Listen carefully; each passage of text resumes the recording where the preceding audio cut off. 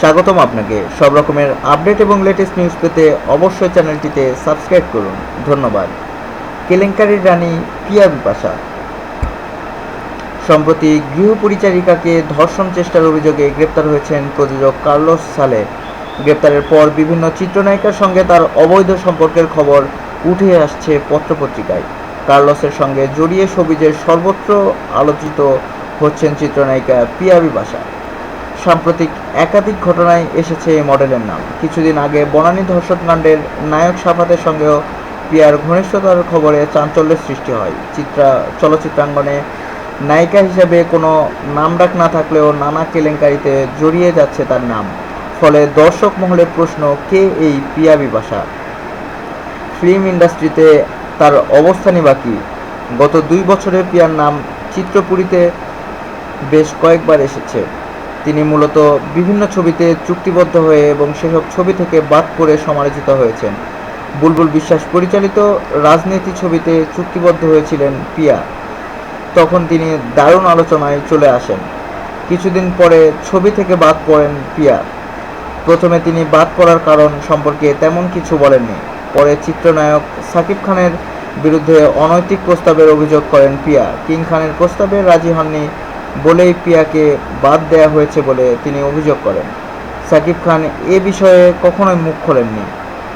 একই ছবি থেকে মাঝপথে জায়েদ খানও বাদ পড়েন পিয়ার সঙ্গে।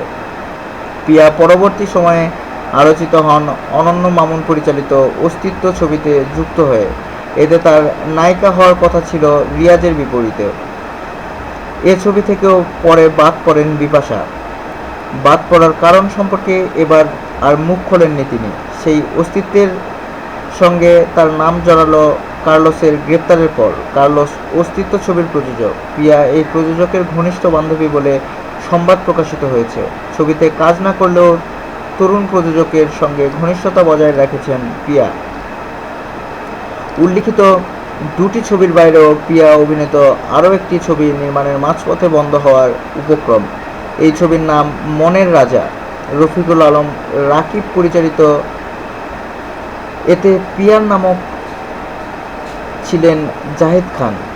এই ছবিটিও পিয়ার অন্যান্য ছবির মতো বন্ধ হয়ে আছে আর কখনোই ছবিটির শুটিং হবে না বলে জানা গেছে।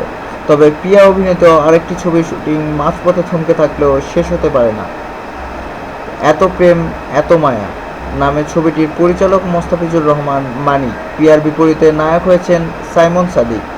এছাড়া প্রযোজক আব্দুল আজিজের প্রযোজনায় একটি ছবিতে বিশেষ চরিত্রে পিয়া কাজ করবেন। উলটপালট নামে ছবিটিতে কলকাতার প্রযোজকও থাকবেন।